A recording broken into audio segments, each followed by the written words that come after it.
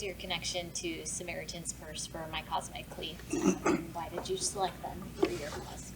Yeah, I was just thinking about if I'm gonna have a chance to raise money, I'd like to, hopefully do it with an organization that legitimately impacts and helps people in need. And so with Hurricane Helene that just came through, I just looked at organizations that are on the ground, hands-on helping, and so Samaritan's Purse has done that, and they are doing that. And so I chose them, and hopefully we can raise some money to go help out people in need with the hurricane relief.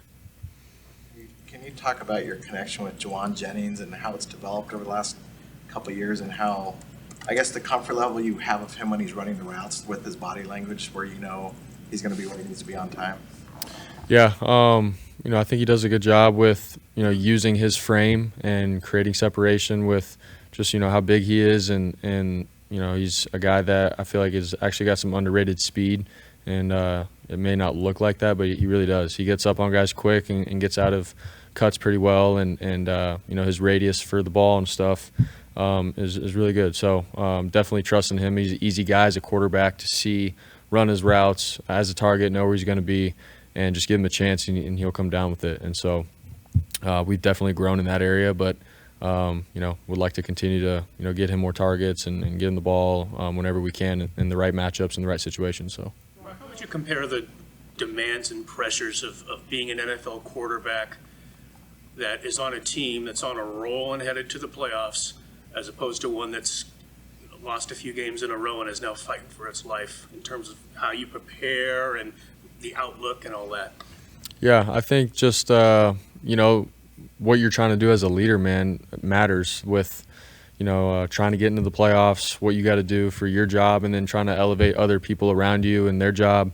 Whereas if you're on a team where everything's good and you're winning games, and that you have some room to honestly fail and know that you're going to still make it and stuff, I feel like that's just a little bit different. But right now, man, the sense of urgency's just got to be higher, and it's got to be on all the time. And we have no room to really slip up right now, and not a lot of margin for error. So for me, it's like, I got to be on top of my stuff, my game, and just make sure the standard is still there within our team and hold everybody to the standard to win here. So that's how I look at it. This 3-game losing streak is obviously kind of has things in this desperate situation. And in Seattle, you had a bum shoulder, then you couldn't play, and then you're in a snowstorm. I mean, how frustrating is it that you haven't been, for various reasons, maybe able to function at the peak of your powers? Yeah, it's been tough. That's just sort of how the last 3 games have gone. But, dude, that's the NFL. This game is physical. You got to be able to overcome those kinds of things and find a way. And I feel like the good teams, the good players, they don't have excuses. They find a way to get it done for their team, and give it their all when they can, physically when they can. So that's just been how the last 3 games have gone. But for me, it hasn't been woe is me. I'm like, dude, that's the NFL. That's life, and that's the challenge in front of us. And what are we going to do about it?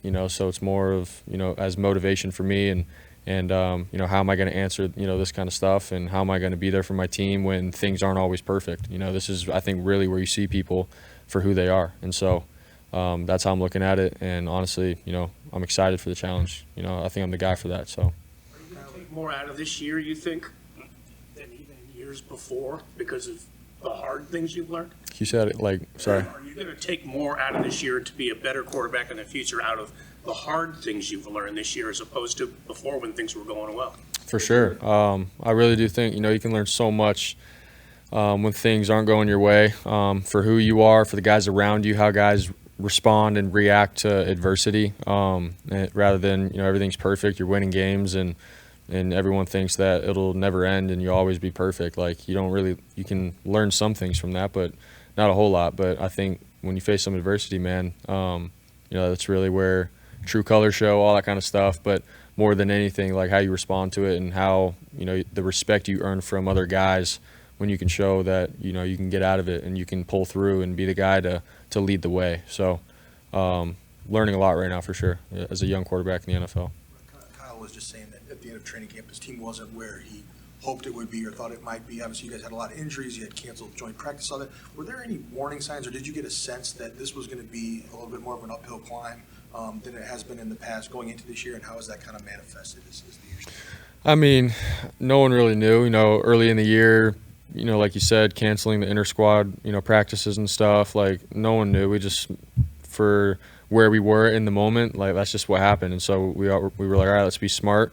We'll cancel those, focus on our team and getting healthy. And you know, obviously we've had a lot of guys get banged up and injured, man, this year. But more than anything, like that's just where we're at. That's how it's gone this year. Obviously, no one wants to be in this kind of situation, and the standard that we have here to be excellent and to play well, we just haven't lived up to that. And so, but with that being said, man, we still have 5 games ahead of us, and what we can control right now is manning up and going out and competing and playing a physical game at a high level this Sunday. Like, that's got to be our mindset, not, oh man, this happened and you know, season's over. Like, that's no one's mindset in this building, I can tell you that. So we're gonna give it our all, and we just gotta execute and play better. Simple as that. No matter who's out there, who's hurt, none of that stuff I think matters. I think we still have the right guys in here, and enough guys and enough firepower to go out and win. So We've seen glimpses of greatness from